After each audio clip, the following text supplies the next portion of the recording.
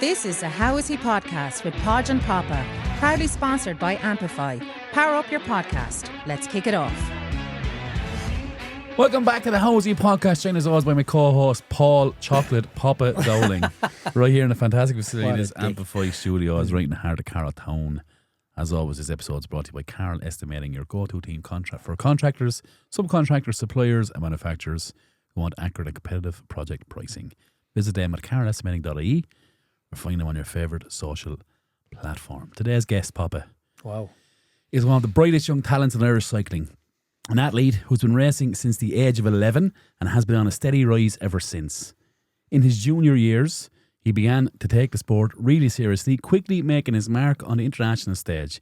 He's represented Ireland at both World and European Championships, competed in Nation Cups and captured a national junior time trial title. Over the past 3 years, he's built his reputation racing across Europe, 2 seasons in France and 1 season in Belgium at 16 years of age. Yeah, that was the first one, yeah. 16, so 16 and 17. Yeah, that was my first contract abroad, yeah. Brilliant. Yeah. And the past year has delivered a major milestone, earned the first senior Irish jersey at the Ross, along with several big one-day wins. Now entering the final year at under 23 level, he rides with Dan Morrissey Pissei. Pissei. I know, it's a bit of a... I was threatening that one. I know, it's an Italian one. I maybe should have put in something. That's okay. And one of Ireland's...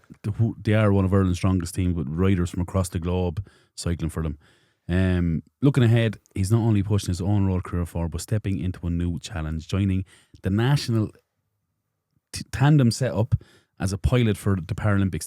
That's brilliant. Today we dive into the journey and the grind and what comes next. A massive welcome to Scully. Con, how are you? Yeah, all good. Thanks for having me. Thanks so much for coming on. You're telling me outside you're prepping for exams. Yeah, exams now. 4 exams. You're in Setu? Yeah, down in Carlow, doing law inside there. How do you find Setu? It's a big place now, right? Yeah, Jesus, massively grown. Even I deferred for a year there and I came back to it this year. Like even the campus just seems 10 times busier. Over the year? Yeah, it's like every single year. And what are they building there now where the old tech was? What's going? It's a new science building. Is it? They're saying to me, yeah. New science building. It's going to be. I was out looking at the college first team a few weeks ago and I started pissing around myself. Landed Raymond over for a cup of coffee. Yeah. I thought I was walking around Dundrum. Go ahead. It's huge. Yeah, no. It's huge, yeah. Yeah. Shops. Oh my God, it's massive. It's credit to them. It's credit to the county. Mm.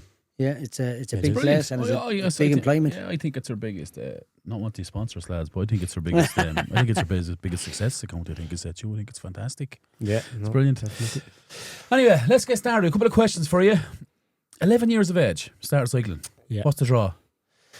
I suppose, so as I was saying to you before, but my family are big into rowing. So, you know, rowing and cycling, it mightn't seem like it, but they do go hand in hand. You know, the rowers use cycling a lot as cross-training. And then also my grandfather, Peter Wall, he would have been involved in the cycling club in Carlow doing a bit of touring cycling, not racing per se. So I would have been around, you know, cycling. He always had the Tour de France on in the house. And you know, 'cause I can even remember when I was 10, like imagining racing in the Tour de France on the bike up and down the driveway. Like, even though I had no actual exposure to the sport, I was always just really, really interested in it.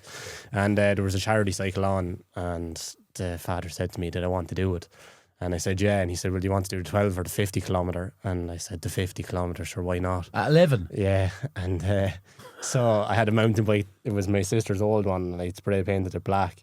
I traded that into Halfords. I got €16 off of a racer. I think it cost me €100. And yeah, so I used that. I got that on the Friday and went and did the 50k. And the Sunday probably took me about 4 hours. But sure. Was that your first experience on a racer? Yeah, it was my first experience. Was it? Yeah. I know. I look at it now, like looking back on it now, it's probably madness, but you know, and then I went racing straight away. It was nearly the best thing because we just went into it. Did you get the bug straight away? Yeah, like because I went racing then the weekend after the Sportif. Yeah. Because after the Sportif, you know, I didn't throw the bike in the hedge. Like, so my father said, like, would you like to race? And I said, sure, yeah. And he said, sure, we'll look it up. And there was a race on in Wexford the next weekend. And so he went down to that. How did you do in that one? Second last. Okay. Yeah.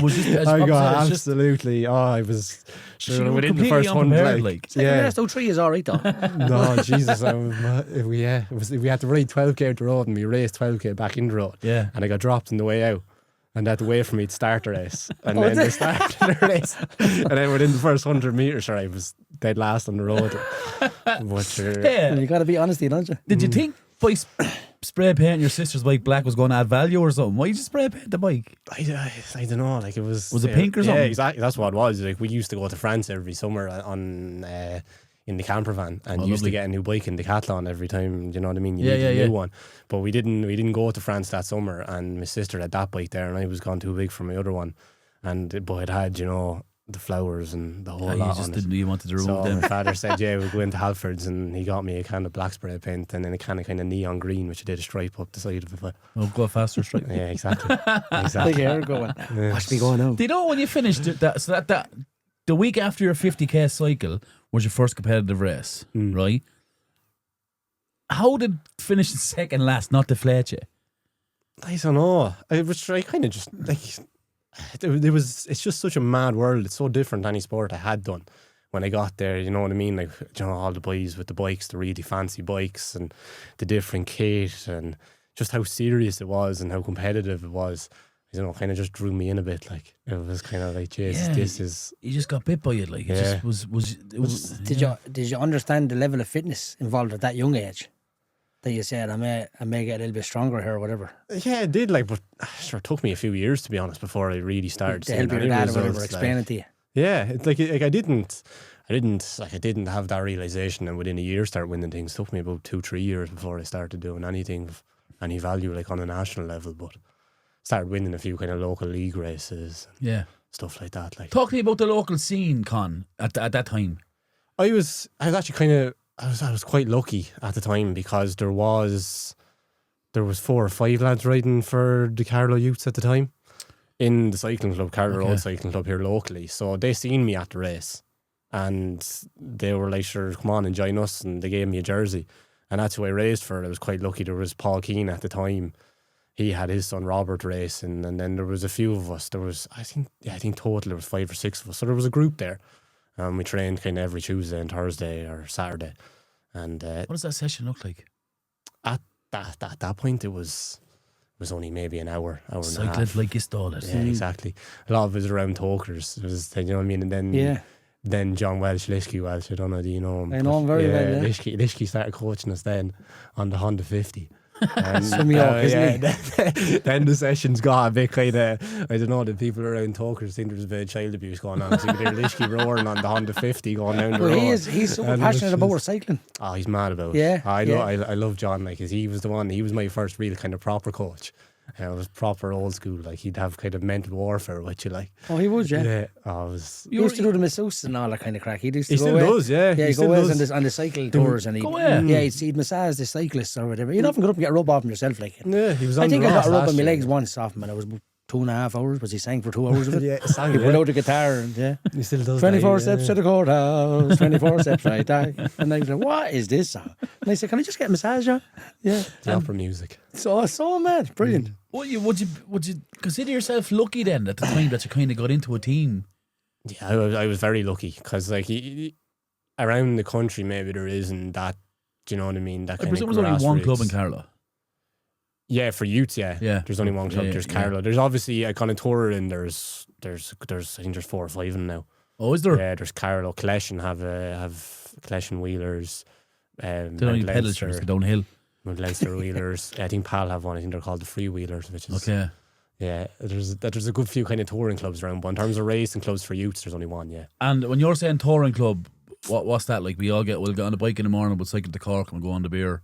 Yeah, it's the crack, like, it's, you know, it's the fun side of the sport. It's not serious racing. road It's, racing, you know, they do the 50k sportive, the 100k. It's like, you know, the challenge cycles, the charity cycles, and that kind of side of the sport. Yeah. It's Cork to Carlow used to be a big thing, or Carlow to Cork. Charity race. Yeah, my parents did that every year as well. Yeah, it was big, wasn't it? Grandparents used to do it. I remember waiting at the 7 Oaks for them to come in every year. Yeah. So that was another part again of cycling. You know what I mean? Yeah. In my childhood. You had a lot of things that ticked your boxes, didn't you? Yeah. That heartstrings were pulled there in regards of, I can do this to a better level. Yeah. Looking at your grandparents or your parents coming in, you know. Yeah. You got to strike a passion for it straight away, like. The Lions Club had a big one as well. You could just turn up and do it. The Lions Club done like it was a kids' cyclist. Talk to me about then when you kind of had the moment where you're like, well, I could take this serious here. Yeah, like, I was like any other young lad. Do you know what I mean? I was playing all the other sports. Like I was playing rugby, I was playing soccer, I was playing Gaelic. Who you play soccer for? Hanover. All right, bud. Relax there. You play the football, obviously, is it? No, I grew up in Fenna. Oh, Fenna, okay. I lived out in Fenna until I was about 12 or 13, so I played for Fenna. But I was in school in town in the Gael school, so I wasn't able to get back out for their training. I wasn't played a bit of football with them, but yeah, rugby and soccer, and that was the main thing. And then about 13, I won my first national title off-road in the cyclocross, kind of like cross-country running, but for cycling. And I won my first national title in that. And It's a then, big deal, Like right? coming down through trees in the forest, this kind of thing. yeah, and you pick up the bike and you run with it. And you do all that, yeah. I got my first national title in that when I was 13, under 14. That was when all the other sports kind of stopped then. Because then that summer I got an under 14 Irish jersey. Wow. So on the road. So sure, like when I got that, I kind of, do you know what I mean? What's the difference between the road and the off-road stuff? The cross-country stuff? Like, is there much of a difference? To be honest with you, at the time, the off-road stuff, it was only kind of developing in Ireland. Right, okay. It's the national sport in Belgium. Is and it? Holland, yeah. Because it was actually to do with soccer. Belgian soccer sold the rights to their league. And, do you know what I mean? So RTE or whatever, the Belgian equivalent, couldn't show it on TV. Yeah. So they had to find do you know what I mean? They had to other sport. They had to find a sport to step in its place, and That was it. a Like. mental sport, Patch. But you see the lads coming down, con like racing, and then a lad coming down with a video camera on the crossbar, trying to keep up with him to record him going down through the. Oh, But there's little jumps on that as well, isn't Yeah, there? little Like barriers. You can bunny hop them. You have to hop off. You have to run up banks. It's like on a cross country running course, but you're on a bike. what's the distance of that race?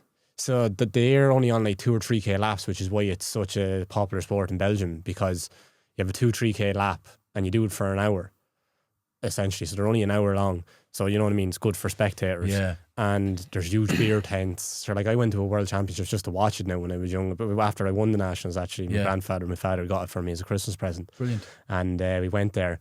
I think there was something like 70-something thousand people at it. No way. In Belgium. Jesus Christ. Yeah. And, sorry, you were 14 when you won the national title. Yeah. And then did you get off the back of that, you got picked up for Ireland road racing? No, so again, I went road racing that summer, and Okay. I just had a few good results. And there was an international U Tour up in Donegal. It was the Irish International U Tour, Errigal International U Tour, and there was an Irish development team for it. And I think there was 5 of us, and I was the one picked for it. Did you expect that? Not going into the season, but as the season went on, yeah, I would have. I have a very chance much here, sort of. expected Jeez, it must be a proud moment though, right? International. Oh, it was, yeah. It was nice. Obviously, like now when you look back on it, it seems like such a small thing. Because you know what I mean? Like once you get into your under 18, well, but you know yourself, like he's no. No, I don't. Like when you get into. Never for Ireland, no. No, but you know when you get into under 18 and you get to real international competition and you get to elite level of international competition, like you realise just how serious that level is. Like, but I don't know, it was everything to me at the time. Like, But it's. I mean, from I'm going to keep going back to this during this podcast. Comparison to your first race, to your second last, within 3 years. From your sister's bike to an international cap. Do you know? Yeah. That's a fair rise. yeah, Even if you are downplaying a little bit now, and I don't understand it. I think athletes who actually get to that level are very modest, aren't they? We had a girl last night doing a dinner dance, prize giving sort of rewards night. What was she? 15, was she, Patch? Yeah. Placing the goal for Ireland. Just, it is what it is. yeah, Do you know, it's It's crazy. yeah. young people have a different attitude or a different angle at it, don't they? Yeah, they do. Yeah, I find it so interesting. You have raced at Worlds and European Championships for Ireland, right? Yeah. So you've done that. Yeah, I've done that. What's the standout competing at that level compared to say what you're doing at home here? Like, what's the big standout over there, or at that level, I should say? For me at that time, to be fair, I was actually quite lucky to have got to experience this, and I haven't actually talked to him about it, but I was rooming with a fella, Darren Rafferty from up north, and he's world tour professional now. Like he's a world class cyclist, like. Yeah. And I'm good friends with him, but like I got to be around Darren. Darren was a year older than me. I went to my first Worlds when I was first year junior, so I would have been under 17, but I was racing in the under 18 Worlds. And it was COVID year, so Europeans and Worlds were in the same month. Yeah. They got pressed down into that month. And so we were in 2 weeks in Italy, 2 weeks in Belgium, and I roomed with Darren that whole time. And just seeing the level that Darren operated on. So, you know, he had his tablet, he has a computer, and he had VeloViewer, which is like, it's kind of like an algorithm for Google Maps where you can like put in the routes, and it's like Google Earth, and he's able to see like give you the inclines and all. yeah, every single corner. So like he's able to, like, he knows going into it. Like there was a TT route there, it was like 22 or 23k, whatever, I don't know. Thinking back to it now, I'm trying to think back in my memory. I'm trying to remember. I think I learned there was 13 corners on that, and like Darren knew the fastest line through every single one of them before we even went out on the course. Go ahead. And like at that point, it was like, Jesus, like I need to start. You know, it's just, you have to live it. Yeah. Rather than just rock up That's like. some detail. You're 17, right? Yeah, that's the kind of realization. And he's like, 18. yeah. He was kind of he was a year ahead of me, and I was like, Jesus, like, and he came fourth at Europeans. He was only 2 seconds off a bronze medal. Do you know what interests me there, Con? Like, what conversation are you having with yourself when you see the detail that this guy's putting in? Like, are you pulling yourself into a corner saying, hey, man, you may start contemplating something here because these lads are a bit ahead of me here in relation to prep and things like that? Like, are you having a serious thought, like? Yeah, first is probably like a small amount of insecurity first. All right, You know what I mean? okay. You're kind of like throwing it off. You're like, oh, do you know, I didn't know about Bit of this. imposter And, syndrome. Yeah, you're kind of like, Jesus, maybe I shouldn't be here. Yeah. And then you're also just, but then you just have the realization, oh, look, like he's a year ahead of you. You just need to try and learn from him here this year. Like that's the learning experience here this year. Yeah. And you know, just try and take as much as I can from it. How And important is that prep, though, Con, in that context when you're competing at that level? Like, there's a lot of it going to prep. Oh yeah, everything. Especially because me and Darren were doing both time trial and road race at that time. And in the time trial, you know, like Darren, like it's a 20-something minute effort, and he was 2 or 3 seconds off a bronze medal. Wow. You know, and if there's 13 corners, if he loses a second in every corner, or if he can gain a second in every corner, because you know, like we're not riding slow around him, we're riding 50, 60k an hour around him. Jesus. Yeah. Is gaining time, is that specific to corners? Because you can take them at different angles. Yeah, but then you also need to know your pacing, obviously. You know, So what's that, your rest period, sort of? yeah. So you know, if you're going down an incline, you know, if you're going down a descent, if you decide to throw another 100 watts into the bike in terms of the payback you'll get there for, do you know what I mean? The speed you'll receive back for putting that extra 100 watts in compared to putting that extra 100 watts in over the top of a drag. Explain that, Austin. Talk to It's me just about like this. if I'm going 60k an hour down the descent and I throw another 100 watts in, maybe I only go up to 61 or 2k an hour. Right. But if I'm going over the top of a climb and I'm at 30k an hour and I can accelerate faster to 45k an hour by using that extra 100 watts there. So your rest period is on the downslopes there. Essentially, yeah. You're not completely resting, but you also you're shouldn't not be working wasting really hard energy either. there. Like, you need to know where to use your energy. There's a serious science behind it, isn't there? Yeah, so you get your pacing plans. You know, there's a lot of AI algorithms now that are used, to be fair. Who's doing that? Who's doing that research for you on them plans and things? Is it yourself? Yeah, yourself to a point, and your coach. Yeah.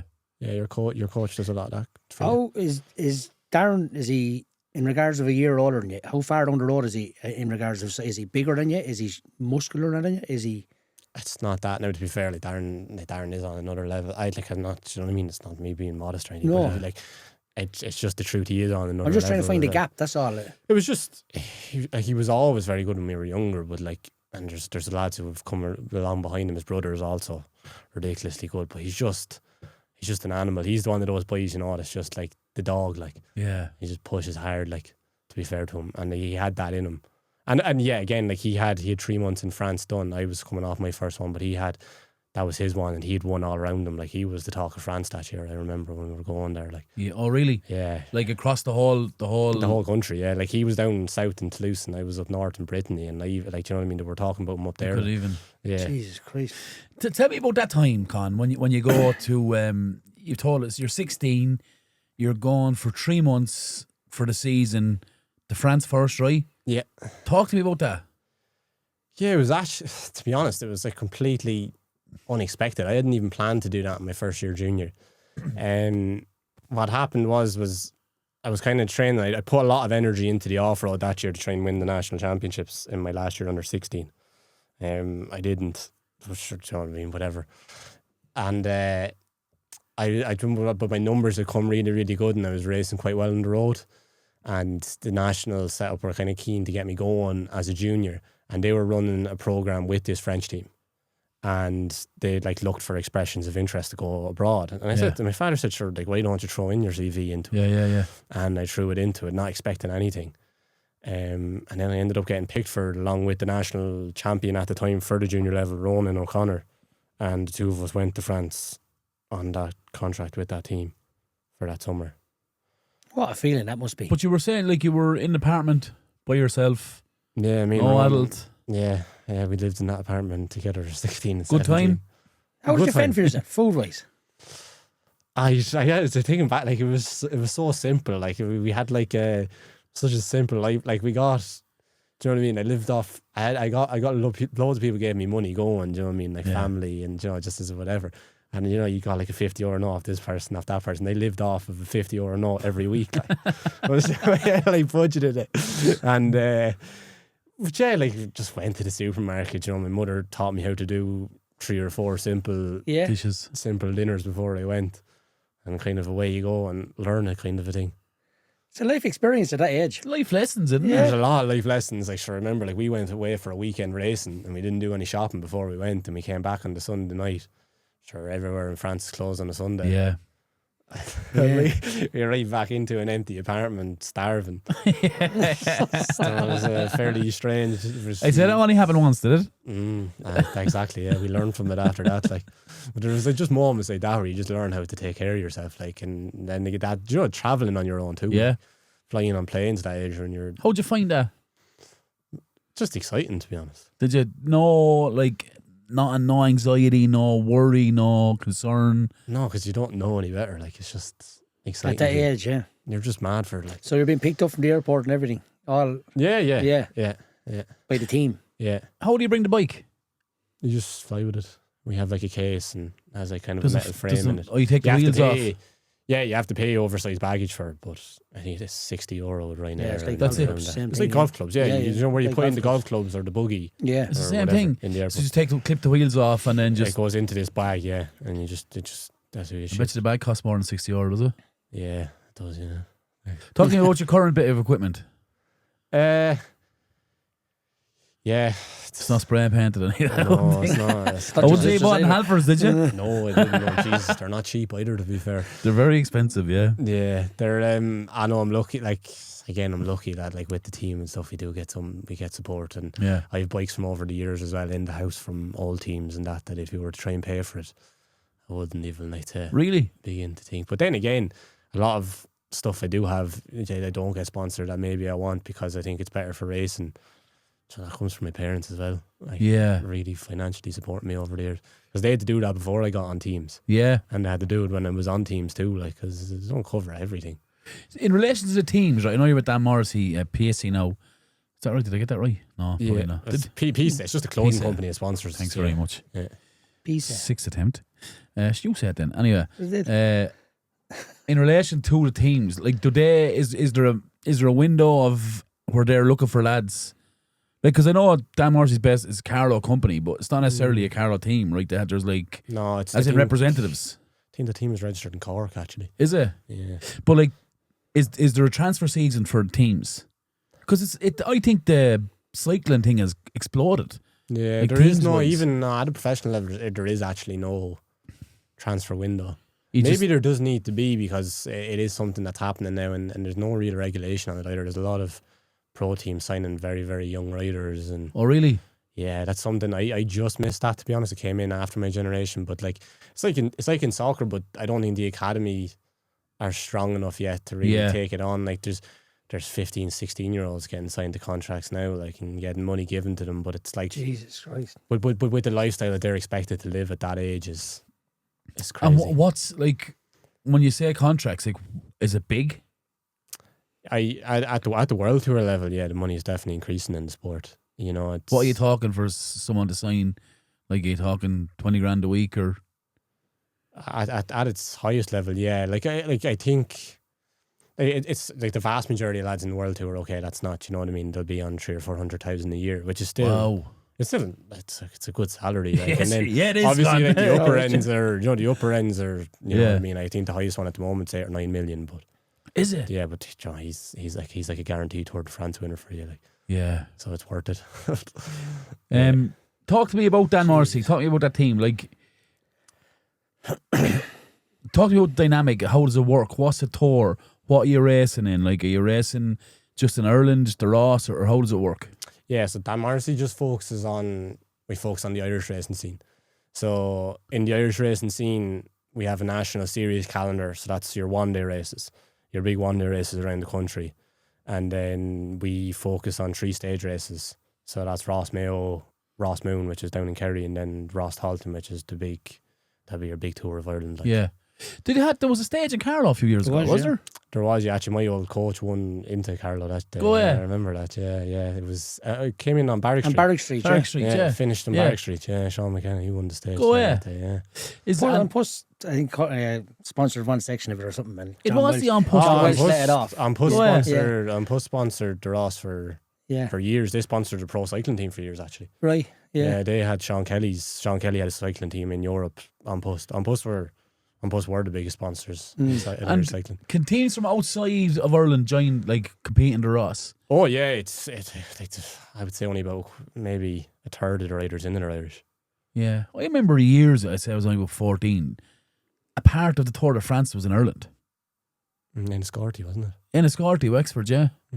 Yeah. Apparently they're talking Was it? about I never heard that. Yeah. Apparently that's going to happen again. So it they'll make travels, a bid doesn't on it? Like, they yeah, put you'll have different the grand. stages. They call it the Grand de Paris. That's the start. Yeah. The first 2 or 3 stages will be in another country, and then the rest of it will be in France. So I think it's in Barcelona this year. Right. Yeah, You Brilliant. like the idea? I like it. Yeah, sure. Like it tours it, and then you know what I mean. Like that's what it is. Will you get there one day? Oh, I don't know. I think that might be gone past for me now. To Really? Be honest. I do. Yeah. At 21? Yeah. I'm not like again. That's your 120 best in the world. It's like That's a loss, yeah. Is that, can you know see, what I can mean? you see a live table of where you are in standings, like? in the yeah, I world? kind of. It's that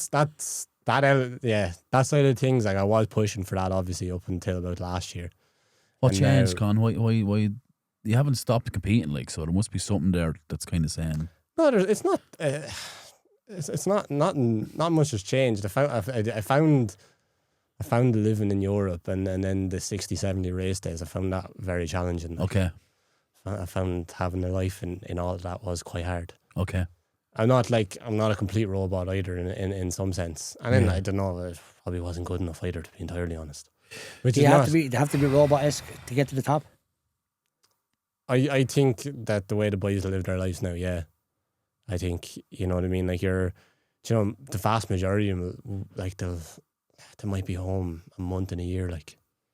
Jesus. The rest of the time is on altitude camps. And like I enjoy training camps like I'd done it myself last year. I'll do it again this year, where you spend 3-4 weeks on your own and you don't talk to anyone and you just train. Yeah. But like they do that year round. Every day you do that, do you? When you're over there for 3 or 4 weeks? The training?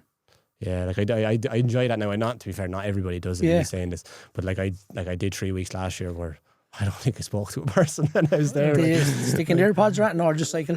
just 5-6 hours a day. And is there any gym work involved in the training? There is, yeah. How hard is that? I was doing some fairly hard stuff now last year, and I'm doing it again this year. Whereas like post endurance spins, where like you might have like 5 hours on a bike, and then you're doing some fairly like intense gym sessions afterwards. Leg work, obviously. Yeah, looking for like explosivity.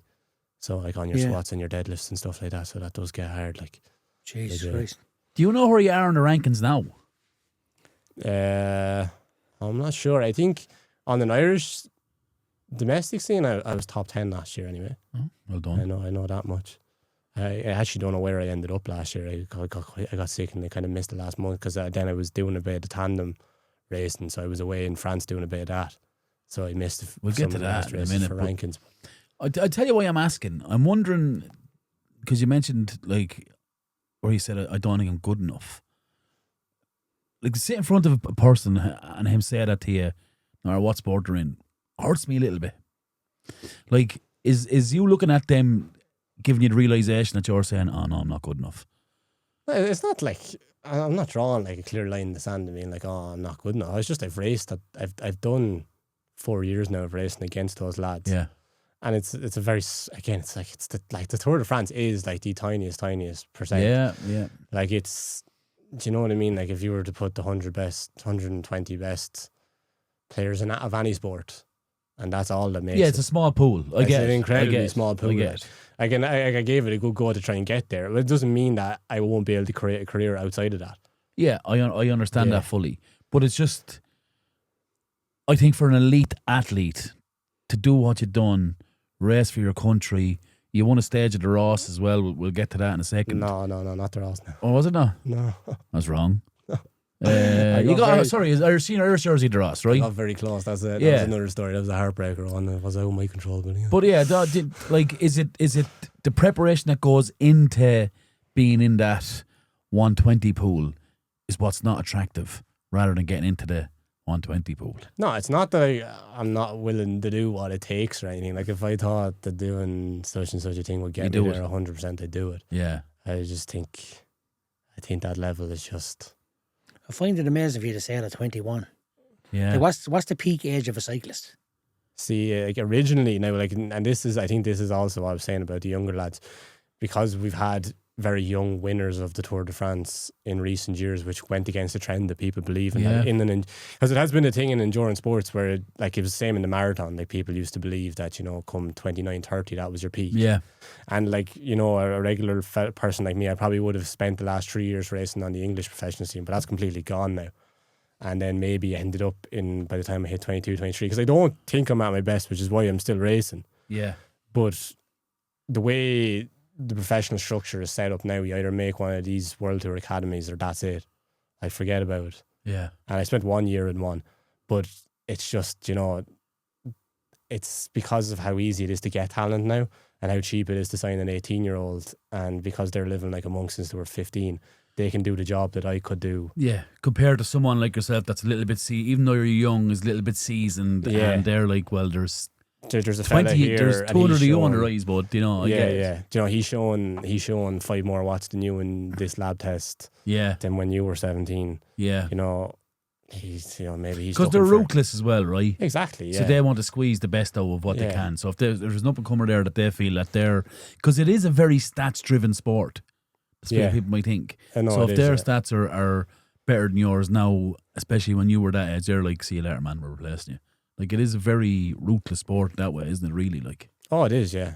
And but that's because of just the sheer amount of lads who are attempting to make that level. Yeah, well, it's extremely popular, though. It is, I don't even understand. I love watching it. I love watching the Tour de France. I watch more sports, Yeah. So, sorry, I got the Ross thing wrong, but you did get a jersey at the Ross, right? Yeah, got a senior Irish jersey at the Ross this year. That was my first. And you mentioned you were unlucky. That was the year before, actually, when I was riding for a friendship and came home and I guested for Dan Morrissey, and we kind of targeted the 4th stage, which actually came across the roads in Carlow, finished in Kildare. Okay. So we started in the Horse and Jockey, and we came across through Ballyragged, into Castlecomer and through Bilbo. Oh yeah. Yeah, and then back out through Killesh and then on back out to Stradbally, and I kind of made a move. Fair loop, isn't it?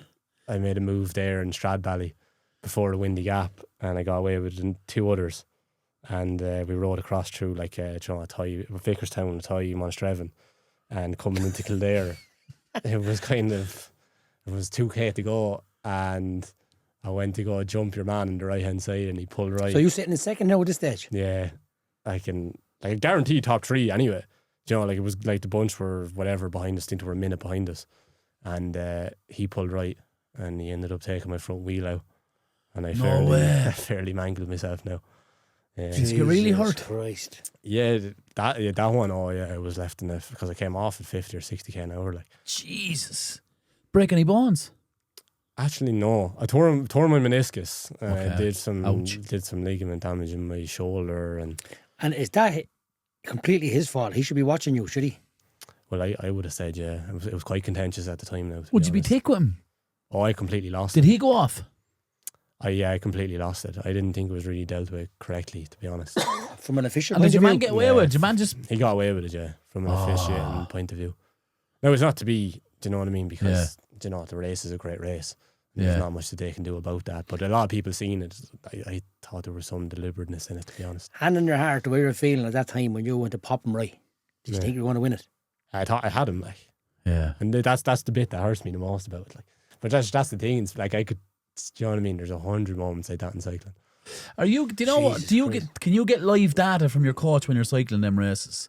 Do they tell you, the next group is a minute behind you? Or? In pro races, you're allowed to use radios. We don't use them in Ireland. I'm allowed to use them in time trials. So in time trials, we'll use them. So you'll get, it's kind of like it's kind of having like a co-pilot in a rally. Yeah. Like he's giving you right, and then he'll give me like base, skis, whatever, brake, whatever, for the corners. It's full of data, isn't it?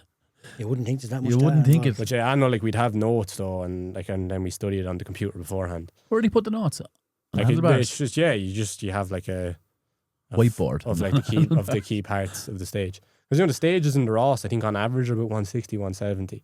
I'd say that turn in Stradbally to head for Vickerstone was tight enough, I'd say, was it?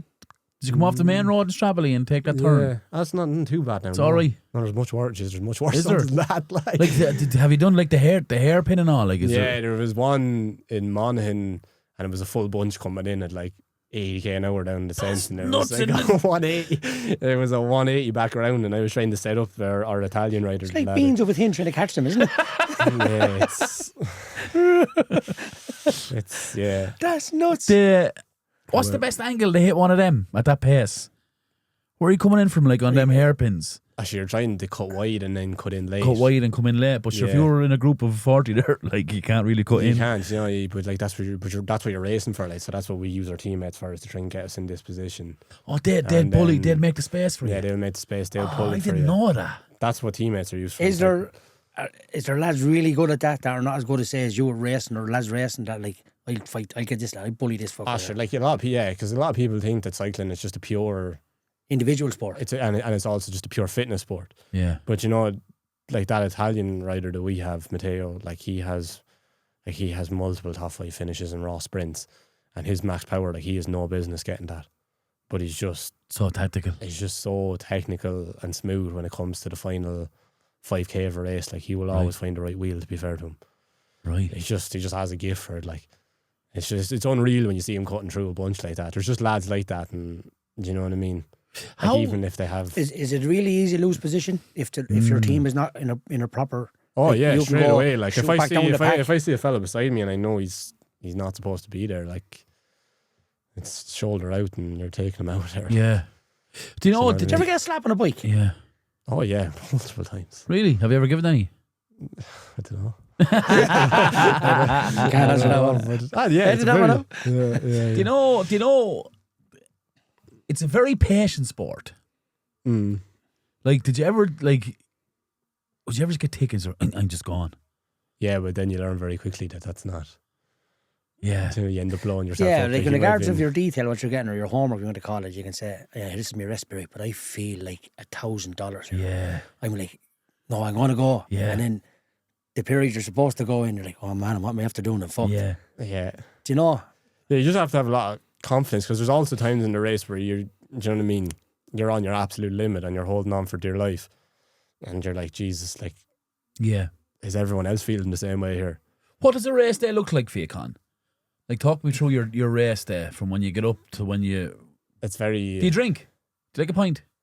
I do, to be fair. Would you celebrate with a pint after you finish a big race? No.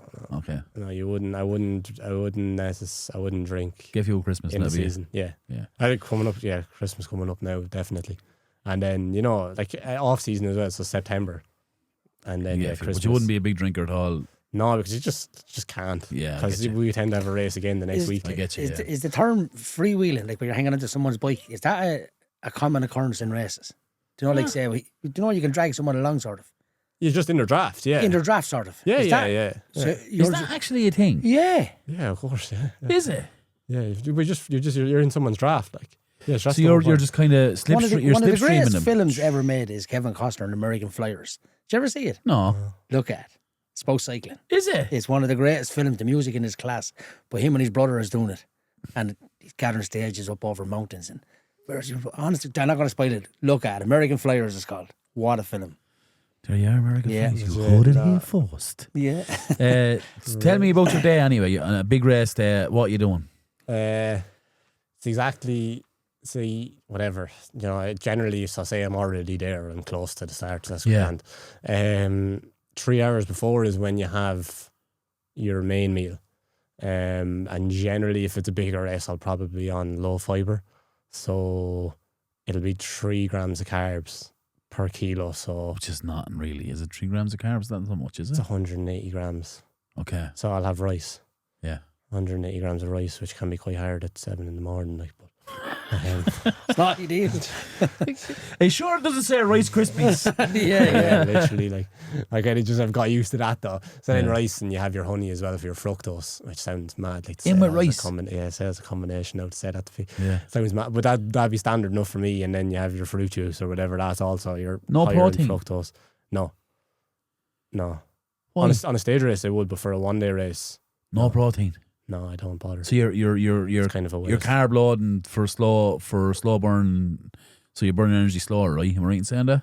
You just carb loading, so you have enough In the tank. active Fuel, yeah. yeah. Like, because we don't, like, it's not like that's where we stop, like, because then you have your caffeine consumption, you have your bicarb consumption, you have your sodium That bike consumption. carb has gone big. Is it for lactic? Isn't it? That's the one, isn't it? That almost on about Oh, was it on the runner? the bike carb? Yeah. That's yeah, big. Yeah, for the runners, it's definitely Dave, because there's a company there managed to encapsulate it, so it essentially stopped them with the GI distress when they were running because they couldn't stomach it. Yeah. It was a bit easier on the bike because we're not bouncing up and Yeah. down. Yeah. We were yeah. able to just use bicarb. Yeah. Our stomachs weren't as affected by it. Yeah. Like, we could train ourselves, whereas they needed there was a company came along, Martin, they encapsulated it. Yeah. So it was their stomach was able to digest it. But yeah, you have that, and then in race, then you're, fueling wise, like you're Your you're still taking on 120, 140 grams of carbs an hour, like, Wow. which is Oh. like that's a lot, like it's 500 calories. Where do you like, hold that on the bike? bottles and gels. Bottles and gels. Mm. So like on a little clip thing, grab it. Yeah, 2 or bottles, and then you have your Pouch. pockets in the See, back. you don't see. You know. How hard is it to eat when you're cycling at that speed? It takes a lot of training, like, because Yeah. there's not a lot of blood in the stomach. When like, I go to 'cause McDonald's on the way home from work, trying to eat that Big Mac that I'm driving the van. I'm only joking. Yeah, no, I'd say it's tough, right? yeah, I've had to train that a lot, but that's been a big like performance boosters, all that stuff, being able to quantify it and find your different amounts that work for you and what you need. Are them supplements all sponsored? Like, do you have a sponsor? We had a sponsor with the team, and then just because a lot of boys are very specific with what they want to use, it ended up being that we just bought it. Okay. Not the riders themselves. The team buys it. Now. Yeah. The team buys it themselves. There's a company, and they're distributors for a lot of them, so we buy it at cost off them. Okay. Not too bad. The team does that because we were sponsored by whoever, but lads were very specific with what brands and Yeah. all that they want to use. So it ended up just being that we bought specifically. So when you finish so you go through the race, you finish the race. Typically, it would take you how long? 3.5, 4 3.5 hours. Yeah. Do you know when I look at cycling? When I look at the races, I look at like the cyclists. Their feet never look like that. Like that's, like I think that's amazing. Like, Thought the revolution. Yeah. For a minute. like it's like boom, boom, boom, boom, boom, boom, boom, boom, boom, boom. Yeah. Yeah, I do ride at quite a high cadence, all right. Do you? compared to How most many people. gears is on your bike?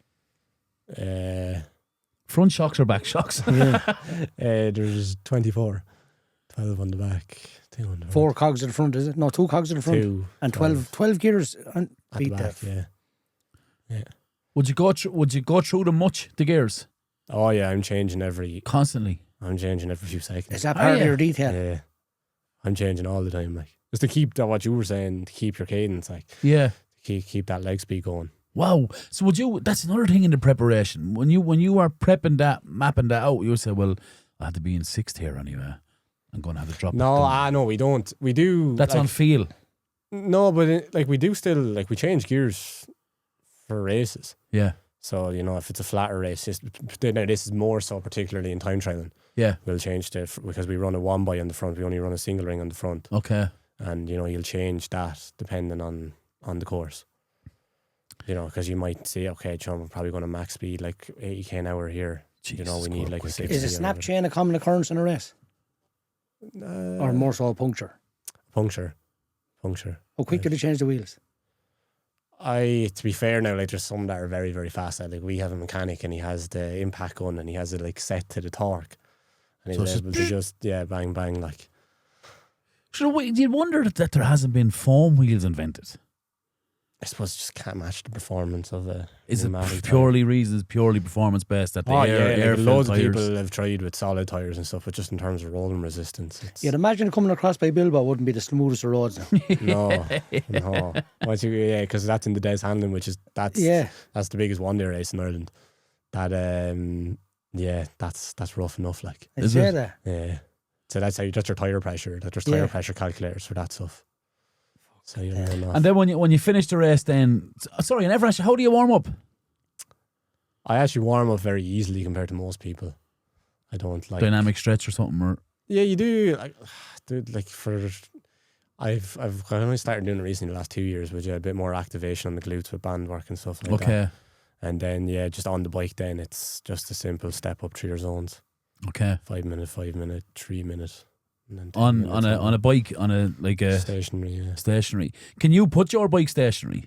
Can you get blocks for it? Well, we have these where you take the back wheel off and then it just clip it on. into the Brilliant. Yeah. And then so you go to the race. Explain that 19 hours race and whatever it is. But you finish the race. What's the cool down? What's the process? What do you do next? Yeah, it's like stage races that becomes really, really important. Yeah. So you have straight after. I don't know, I'll probably get about 40 grams of Haribos, I think it is. And then I prefer squashies. Well, whichever ones. It's not sponsored by Haribo. But and then cherry juice. That's been quite a big one as well. What's the scientific reason behind cherry juice? It's to do with the polyphenols in it. Wow. And there's anti-inflammatory. What is a polyphenol? It's actually in red wine and everything, but it's to do with its anti-inflammatory properties and stuff like that. It reduces inflammation. So a lot of people are using it, and melatonin increases melatonin, so for sleep and stuff. And then you have your recovery shake. So we're using the kind of, there's much higher values than the ones we use, about 50 grams carbs, 30 gram protein. So you're getting all that into you pretty much straight away, and it's just, that's all liquids because it's easier to get into you straight away. And then within an hour, so you're looking to have your meal. So the people with the team will have that prepared for you. Would it be the same as the meal before the race? Yeah, but similar. You'll have a protein source, and that's, you'll have eggs, chicken or breast or whatever. But again, it's very simple, but that's because that's all you want, really. Or if you're continuing with the low fibre because you're trying to keep the weight low, it will just be like white rice and chicken. And are you doing anything to wind yourself down, or are you just going relax and going to bed? You try and do a 20-minute warm down. Yeah.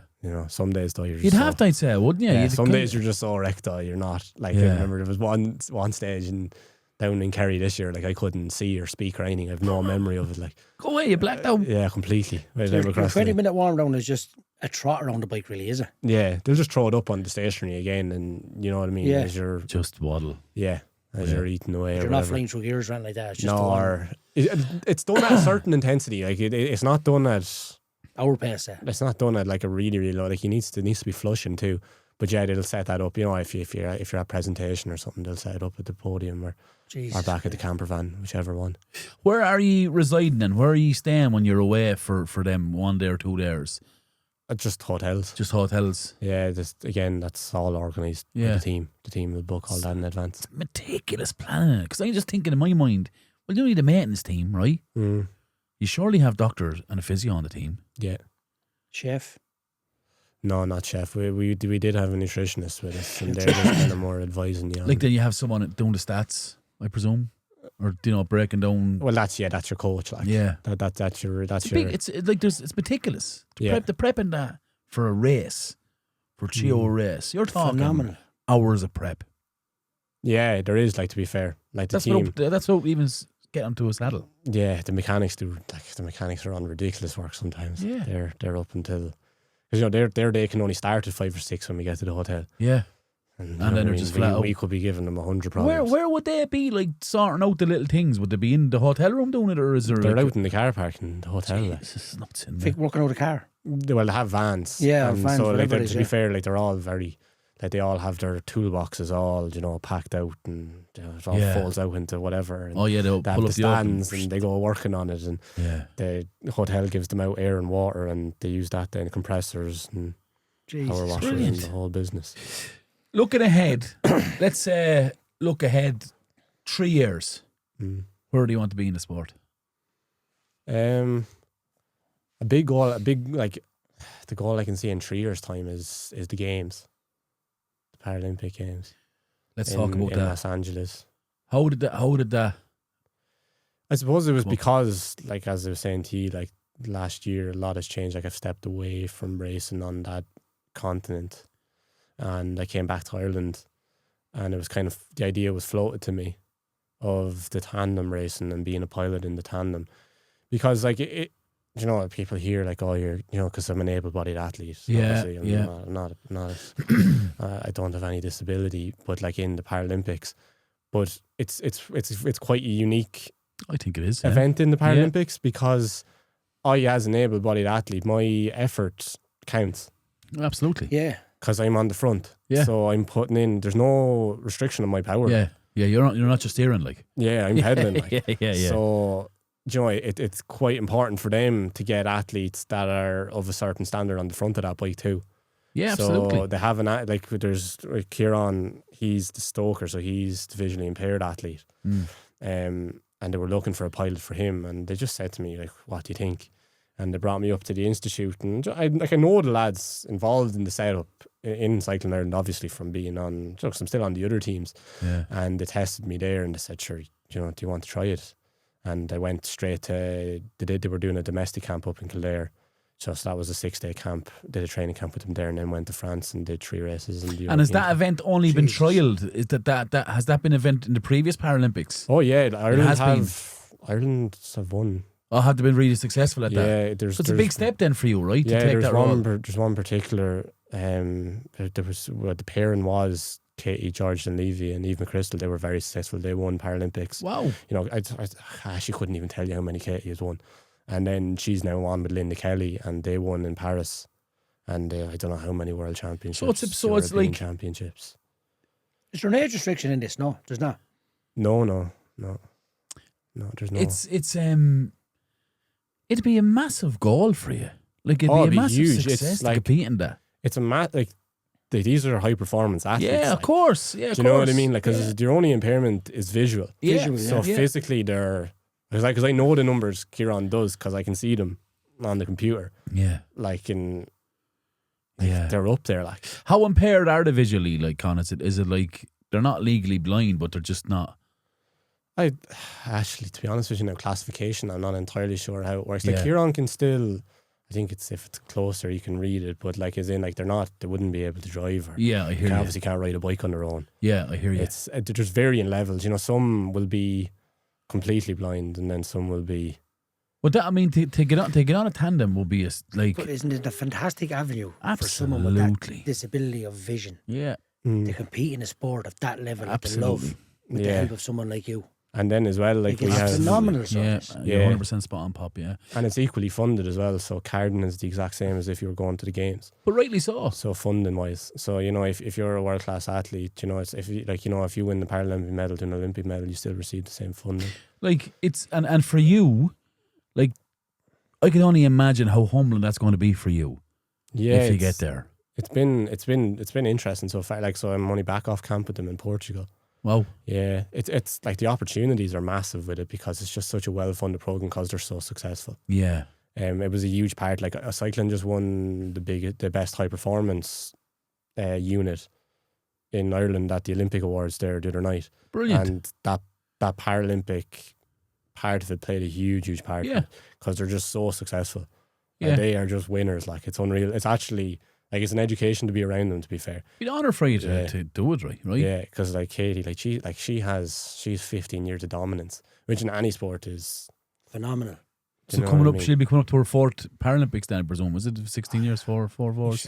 She might be going. She might be going on to her 5th. Zero. This might be her 5th. Sorry, yeah.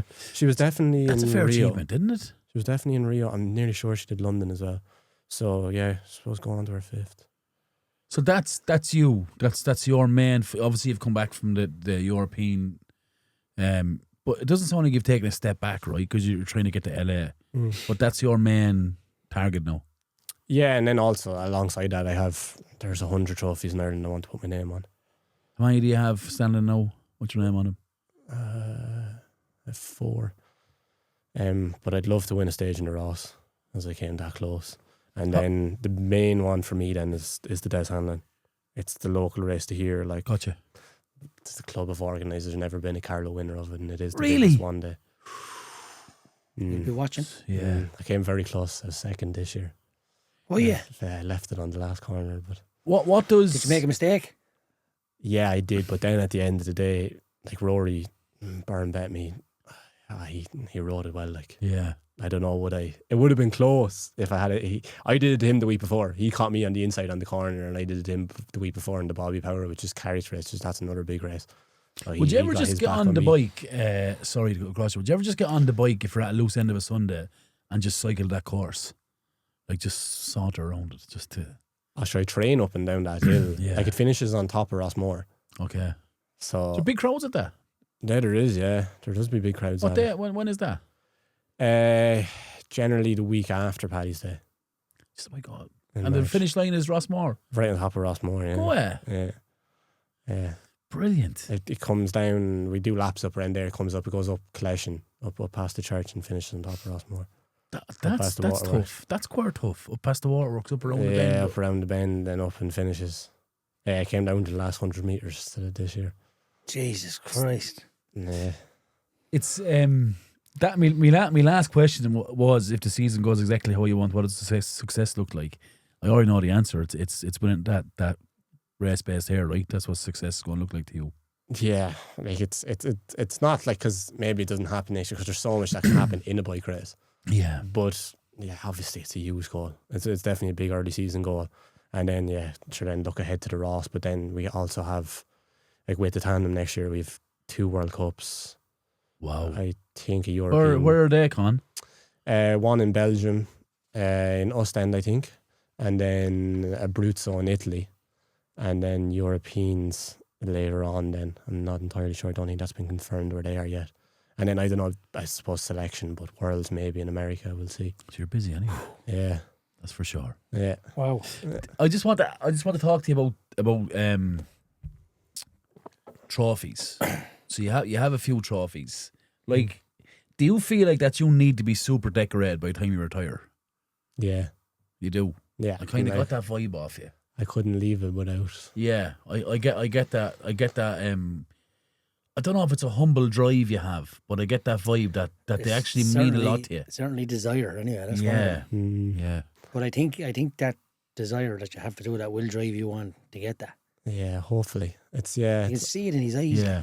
I don't know. There's just something. Yeah, there was 2 this year, the Bobby Power and the Brian Loughlin, and then getting to talk to the families afterwards, and you're talking to them because they're great cyclists in their own Yeah, right. sure, These trophies sure, are named yeah. after. Sure. Bobby Power was one of the biggest carry cyclists, Yeah. and just the importance to them. And then it just, I don't know, it's just something that I'd love Yeah, I to get it. get my name on as many. And then Des Hanlon as well in Carlow, sure, the history of that. Yeah. It would just be, yeah, So that race is going on years and years and years, right? it is, yeah. And Mrs. Hanlon was given the trophy out up until, you know what I mean, 2-3 years ago. Yeah. Like, it has a great history in Carlow, and that was my first experience of bike racing. It'd be fantastic for the first Carloman to win it. It'd be brilliant, wouldn't it? Yeah, we'll see. It'd be Hopefully. brilliant. Hopefully. Will you bring the trophy back in here on you? We'll give you your first exclusive interview on it. That's all the questions for me, but we do have quick fire questions. It's brought to you by your neighbourhood cafe and roastery on Barrack Street. Carlow, sourcing and roasting single origin specialty coffee for cafe, wholesale and retail, making the world a better place, one neighbourhood coffee at a time. Love where you live. Sorry, it's hashtag love where you live. And see neighbourhoodcoffee.ie. Papa, you go. Well, we have a few for you here, Con, but I know the answer to the first one, which is first bike you ever raced on. Yeah, it was an Apollo, I think it was called. It was a red one from Halfords. It was a bit of a gate of a yoke now. It wasn't great now. I wouldn't, anyways, but sure. Fantastic.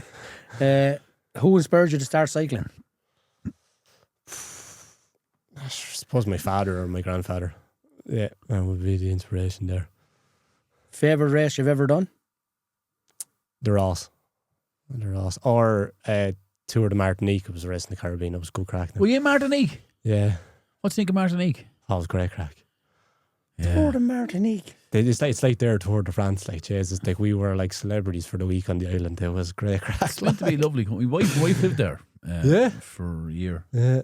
It's Loved it, yeah. It's a fantastic country. It's very unique. Wow. Like they really have a French strong speaking. French identity. French speaking, They yeah. really consider themselves French. Yeah, it's a really interesting place. France or Belgium? Better place to race? Belgium. Why? Just the passion they have for it there. Like especially in Flanders, they just live for it. It's a national sport, right? Yeah, they just love it. Yeah. Brilliant. Your biggest strength as a rider? Oh.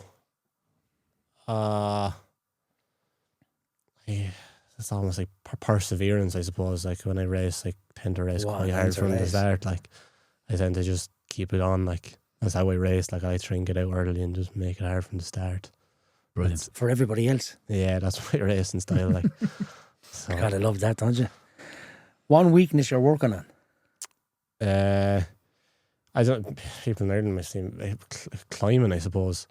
It definitely it is strong, but I struggle on like once it goes over 20 minutes, I tend to fall down a bit. And I know there's going to be a few bigger climbs this year in the Ross. So I'm It's a working on that at the slog, though, moment. isn't it? Yeah, Like you're up, you're off the I'm saddle, slightly like yeah, I'm Yeah. slightly bigger as well. Like yeah. Oh yeah, what's height are you? I'm 6'1", so it's Are you like 6'1"? yeah. So Is it that can- an awkward height for a cyclist, if that's a stupid question or not? It's not really because It you is. can That's get why I down didn't to do it. Yeah, but you you're can not get stupid. down to the weight, like, but you have to work at it for the climbing. Now, when I like for the vast majority of races, it's perfect. Like, but Where's the steepest hill you rode? Up. Like, and what speed are you going at? the hardest one was, Italy. It's the Angler route. It's called. It's going forever. It's like 2 hours. Oh, really? good So, Lord. yeah. Man alive. It's forever. Like there's pitches on it, and then there's climbs as well. Like you'll do actually in Martinique. There was like this highway climb they called, and it was like 20% at points. What? It's just like riding up a wall. Like And how long are you going up that? Like, it doesn't plateau for 2 hours? yeah, there's some of them there. There's massive ones in Italy, and then the Alps in France. That they're about an hour and a half for the most part. Which, Up. Right along the That's edge. crazy, isn't it? Wow. Jeez, you're some man. Pre-race meal of choice. yeah, rice and honey. Rice I and might try honey. that. Yeah, I don't know. Best of luck with that one. I don't know. It's fairly grim. It's not that I enjoy it, but it works. So Yeah, it's for you. It works for you. yeah, stomach can handle it. So that's the way it is. It's funny because do you know when I had Kylie on here, we're talking about her pre, and she's like granola because she just likes it, just prefers it, and she thinks she gets more out of eating that Yeah, than she would eating rice or chicken or whatever. Yeah. Personal preference. It is, isn't it? If you weren't a cyclist, what would you be doing? don't know. Can you play a musical instrument? I get the vibe you can play a musical instrument. No, I have no skills that way. Alright. I wish I did, to be honest. I wish I had some more artistic skills, if anything, to be honest. But I don't know. I really enjoyed when, like, I'm just mad about sport. Yeah. Probably would have been rowing, to be honest. Probably rowing in The family in tradition some type sort of, Yeah. rowing in some type of a college or something like that. Would you watch other sports? Would you watch the soccer? Watch the guy? Watch Oh yeah, I'd watch who are you supporting the soccer? Liverpool Unlucky. or Celtic, but Neither. whatever, whichever one. Bored or struggling? I know, unfortunately. Music you play to hype yourself before a race. 50 Cent would be the standard one, and then Oh yeah. a bit out of the blues, Gwen Stefani. But Oh, like little bit of Rich anything Girl. kinda, Yeah. anything kind of Jimmy Iovine, kind of, that era. That was Oh, the man, kinda, This shit is bananas. That's her, isn't it? literally, yeah. Yeah. Anything that's that interesting. kind of Listen to early 50 more on it. 2000s, late 90s hip hop. Yeah. And a banana's the same colour as yellow, and yellow jerseys very important. Talking to Con here. Sorry, go. Yeah, okay. Favorite place? Favorite piece of kit you can't live without. Very kid. It mightn't sound like it's for my cycling, but my coffee machine. I just Oh yeah. have to have 3 or 4 before I go cycling. Are you a fancy coffee or just Americano? Oh no, I spend a lot of time on my coffee now. Do you? Yeah, it's a big thing in cycling. Like if you were, That's all where the you're- lads have machines worth Really? ridiculous. Like you're a amounts. little barista then. That's where the art comes in. That's a skill. No, I bit think of it's because barista, we just isn't have it? too much time on our hands. But What's your go-to coffee then? it would be a flat white or a cortado. What's a cortado? What's a cortado? It's just like an even smaller version of a flat white, basically. It's like it's Never 30 even mil seen less it in a milk. menu. Like an espresso? Is an espresso flat Same white? size as an It's espresso. espresso basically just slightly cut with milk. But I would have a fair few espressos as well because I wouldn't Would have you? that many milky coffees. Like I might have one flat white, but then before I went on the bike, I might have 2 or 3 more doubles. Double espressos. Would Just you? sleep for a month, do you know? That doesn't seem to. I'd honestly, most of the lads be the same. Like I travel with an AeroPress filter coffee. The whole business were big in. Like when we were in France that time, the boys had burners on the table, you know, boiling up the water in the mocha pots, the whole lot in the travel inns, like, and everyone was looking at us, and we had grinders. We had an espresso machine on the table, and everyone was looking at us. But no, cyclists are very particular about their coffee. Would you drink a couple of coffees every day? Oh yeah. First thing in the morning? First thing in the morning. On what time would you be your cut off? I don't have a cut-off. Could you have a coffee at like 10:30 and go to bed at 11? Yeah, I wouldn't do it every day, but like my girlfriend said this as well. Like I've got her in on it as well. But you know, like if we went out for dinner or anything, anytime, I'd have to have an espresso after dinner. Oh, I do that. Yeah, I think I'm that's big brilliant. into that. Like if I'm having a meal where I put effort into it, or I've gone out for dinner, I Yeah, have to have an espresso. I'm the very same. afterwards. I think. What do you it's feel like? also It breaks right, you down or something? it's like a relief. It's like you know, you have to eat a big meal, like It's nice to just sit back and enjoy it. espresso, whack, and it's like, oh yeah, about 5 minutes in, I'm good here now, grand. It's like an what do they call it? An aperitif. It's like an aperitif, right? Well, you see a lot of people drinking like a Limoncello or something. limoncello. or something like yeah, soda water or yeah. a tonic or something after a big meal at a wedding or Try and something like set that. the stomach, yeah. just to break down the system, whatever, and then open up again for a Yeah. Guinness. That's all the questions anyway. Yeah. Lads, a quick reminder to keep an Fantastic. eye out on our website. You can catch up all past episodes, keep up what's new. There's a newsletter on the way to check it out at www.howishe.ie. We also have jersey in sale in JF Sports that can be gotten in JF Sports. They're on the rack. Con, it mightn't be a yellow one, but look, if you can't get yellow one, this is the next best thing, right? So that's for you. Thanks very much It's for lovely. coming on. Thank you. So they are in JF Sports, Papa. They are for sale. Anyway, it's that time where we have the boss bitch, blah, blah, blah, CEO, a disgrace on a dance floor Saturday night gone past, our very own, bright-eyed, big smiled. Oh, wow. Papa, that's very rude. She's sitting right there. Shannon Redmond. Shannon, what do you have for us on your curveball? Just give you a shout. Oh, sorry. It's sponsored by brew.ie, your go-to place for website design, marketing, content creation. Craig is based in Carlow. That's brew3ws.ie. Brilliant. Cooley on Glazius. Good job. Okay, I've gone a bit deep. Oh, yes. Some soul searching happening here, okay? Love deep. Oh, I think this one was really stumpy, right? Stumpy. Stump ye, Stumpy, plural. not stumpy, like stumpy. Yeah. Short and stumpy. Stump No. ye. Right. Two Stump words. ye. all. Stump ye. Yeah, plural. Okay, you plural. Okay. Would you rather? Because you enjoyed the would you rather's. Yeah, I last like them. Yeah, okay? yeah. So Teeth I've for gone hair, with this hair for now. teeth. No, it's a bit deeper than that. Okay. Would you rather know when you're going to die or know how you're going to die? Oh, fuck off. It's tough, isn't it? But that's a pure game of risk, right? That's because massively. That's what's wrong with you, like. but it's I a know, game someone of needs to risk. check in on me now. Like if Your someone name for next like week is Grim if Reaper. if I said if I said to you, oh yeah, tell me how, right, and you said car crash, right, that could be any time. You If know. I said how and you said, look, it's your body's going to shut down, you're thinking, well, that's 4th all. of June, Well, 2029. that's all the edge, right? But if I say when and you say like 2028, I'll know the exact day. So I think I'd rather how, because Would even ya? because you could try and fight it. What's going to like if you told me that I have a chance of dying of obesity, which is high probability, Paul's right? got killed fighting Let's that be helicopter. honest, we're all friends here, right? I can go on a fucking diet. Right. Do you know what I mean? And I can fight it. You can try change it, right? Yeah. Okay. No, but your date is your date. This is what I'm thinking. No, but I'm like- not asking for me there. I'm asking how. No, but I have two crystal balls, so like it's going to It's happen. one or the other. Like your destiny. Yeah, but to if I have if I have a terminal illness, right, I can surely try and fight that. Of course you can. So so you tell me how and I have to give up, like that will kill me. Yeah. But if I fight it, I can give myself a little bit more road.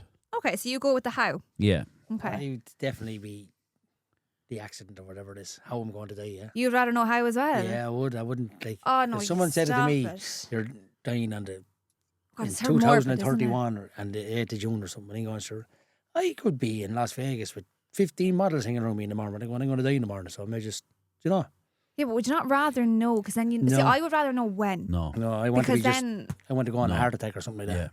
no, I'd rather know when because then at least you can like make the most of the time I want you to go, have left. I want to go like Elvis, man. on the toilet. Yeah. You are Elvis, man. On the jacks. Elvis Costello. Yeah. That's what you were. Good singer as well back Yeah, in but his he's not time. Elvis. I'd love to go like Elvis, yeah. Yeah. Dye me boots, yeah. There you go. That's I wasn't expecting such a quick. I thought you'd need to think about it, but clearly not. No, it has to be how. No, I think I go when. No, well, Would it's, you? but, Why? you, but But you you want to do know, that? but you know. I'm a control So freak. okay, let's do it. Shannon, Crystal when balls. or how? When? 17th February 2026. Right, so Only you've 2 give me months. a You've few 2 months. But you've asked when. I'm giving you it. Right. So ask me the how one. How? Shannon, it will be with an eye mascara pen. You're going to poke your eye and then go straight through your retina and touch your brain. You're going to die of a massive aneurysm. Oh, stunning. But that could be any time. yeah. So there's the difference. yeah, but And my you would never use a mascara pen again. Yeah. Unless you're fighting at a deli counter with him. Why would we Why pen would a I deli fight? counter? Because it's just the When first you, thing in her when, bag. you, when you started this podcast journey, no. you were the funniest person I ever met. Right? Shannon's even passed you out now. Oh, yeah. Okay. Best look at that one. that I'm mascara only pen joking. is coming out real I'm only quick joking. towards you. But you know what I mean? How and when? Yeah. See, I just think that if I found out how, I would be too, I'd be too nervous. I'd be afraid every time I say I got into a car or a plane or whatever. I'd be too afraid. Yeah, but if I knowing. said you're going to die in a car crash, walking everywhere, unlucky. I suppose you can prevent it that way then, I suppose. Yeah. Okay. Maybe how then? I changed my mind. We Okay, convert that's it. her. That's the Convert power her. we have. We can just change our mind. Yeah, we can change your mind. You don't need crystal balls here. You just need No. Cool, that Belgian was another papa. one I came across really Go on, quickly, hit me, right? hit me with it. Would you rather know when someone's lying? So every time someone is lying, you know straight away. You have like a voice. It's like he's lying. Or would you rather the ability to convince somebody of anything? So whatever you say, people are taking as Bible, and that's it. Oh, convince everyone. Convince anyone of everything. I feel like Papa already has that. Like talent. imagine walking into your bank and saying, "Can I withdraw $2,000?" Your man's like, "You have €5 on your account."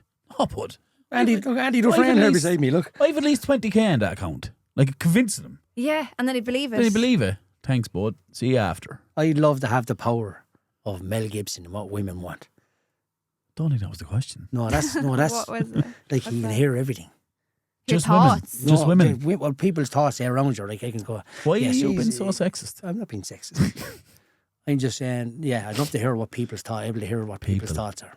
Really? No, because I'd be like, come here, they're talking about me. No, because then Oh, you're that like, wouldn't bother me at why all. is he on his back all cold with teeth Can I- missing? Can I just say it on the lying thing? Would you not think that people kind of have that intuition anyway? Yeah, but you wouldn't. You can never know for sure unless you know the No. full. You can never know. Only the person telling the lie 100%. Like if I walked in here and knows. said, "Done 5k today," But you could have. like your Liar. mind, you know what I yeah, mean? no, liar. Yeah, You haven't done 5k all year. you'll know. Like But you could have. Shannon. I appreciate that sports channel, but He doesn't. Yeah. He hasn't. But like, you know, it could be. I know. Anyway, I was more serious lies. or say I walked in here. What were you at today? Just took the helicopter to the Grand Canyon. You're like, what? Yeah, You but know it's a obviously, lie, if they're like. stupid lies like that, But most lies are stupid. no, it could be like, I don't know, something serious. Like what? Give me an example. I don't know. I someone should- having you affairs. should come out- Affairs. Come on, well, Wow, Shannon. She's gone to affairs. She could have said no. like She looked at you. Was I not she married? could have said robbing the poor box in Maserati. She went straight to affairs. Like that's outrageous. Because isn't that's it? the biggest lie people tell, that they're not having Business affairs, like or no? I don't know. I think but there's some people just can't carry guilt, right? You'll just know they're lying. Yeah, but you won't with some people. Some people are like, you hear them actually in the likes of like Criminal Minds and stuff. People who are compulsive liars and they're so good at convincing you, like knowing things like that. The right thing to say or whatever. I've come across people that are compulsive liars, and you know what the standout is in them people? They believe their own lies. No, I can't get my head around that. You have to. What's my mammy always telling me? To be a good liar, you have to have a good memory. So Yeah, because to build a story around a lie. you have to remember every detail of their story. Yeah, but that's how I know someone's lying to me. You're giving me too much detail for this to be true. there should be an order comes out of your colours. You like pink flies over your bum or something. Do you know what I mean? Well, then you know. Or blue comes out of your ear or something. He's telling the truth. He's The telling flag me. starts to appear from your back like that. Pinocchio. Red flag. Pinocchio, Oh, I isn't know it? there was something, yeah, Pinocchio. Anyway, that's all. Those are my questions for you today. Shannon, thanks very much. You're getting better every week. And leave. Just like that, Shannon. Oh, thanks very much, Shannon. Appreciate it. That's sponsored by brew.ie. That's brew with 3 W's. All your go-to for content creation, website design, all the crack. I don't know if I should mention this. It might make that, but Mark Fury standing right in the corner there with a camera And he's in his bigger than hand, the door. and his arms like fucking Popeye. Cool. Again, folks, that episode is probably sponsored by Carl Estimating for all your construction, tendering, and estimating needs. Check them out at carlestimate.ie and all their social channels. Con, thanks so much for coming on. We wish you all the success for your upcoming season. I can't wait to see you in LA in a couple of years. What's 2028, right? 28, yeah. I really hope you get there. I really Thanks do. very much. And if you can wear that when you're on television, that'd be greatly appreciated. Yeah. Look, the very best luck. I hope you get the handling. Yeah, thanks very much. Thanks And, very much for having me. I genuinely mean it will bring you back on if you win it. No, absolutely, yeah. I think you're Hopefully. best of luck in the handling, obviously, and in their stage and the loss. I hope you get that as well. But the Paralympics want to be a massive one as well for you. And I think what you do to help them people achieve their dream is a fantastic achievement alone. Yeah. You spoke so clearly and so passionately about the sport and how driven you are. You can see it in your face. So you're a credit to yourself and your family. And I just genuinely hope it all goes well for you, kid.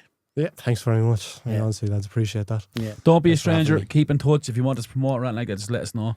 Lads, like I said, that's it for this episode of How Was He Podcast. If you enjoyed it, make sure to like, follow, and share. We're on all the podcasts and social platforms. If you didn't like it, just give us a fucking chance anyway. Probably your Paul project, yeah. But look, Wow. well, Let's do a poll. Let's do a poll on that one. let's do Paul who's My cocky friend. and who's not. Go ahead. I am far from cocky. You're not. Anyway, as always, lads, it's not my podcast. Not my podcast. It's Carlos Soccer. It's Carlos, not Soccer's. It's Carlos' podcast. It's your podcast. Good luck and God bless. Till Brilliant. next week, folks.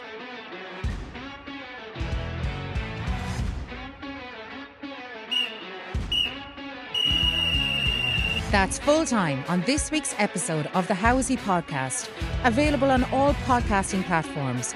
Find us on Facebook, Instagram, and Twitter/X. Proudly sponsored by Amplify. Got a story to tell? A voice that needs to be heard? Get in touch with us here in Amplify, Carlow Town's professional home for podcasters of all kinds. We can be found on Instagram at Amplify Podcast Studio. Amplify, power up your podcast.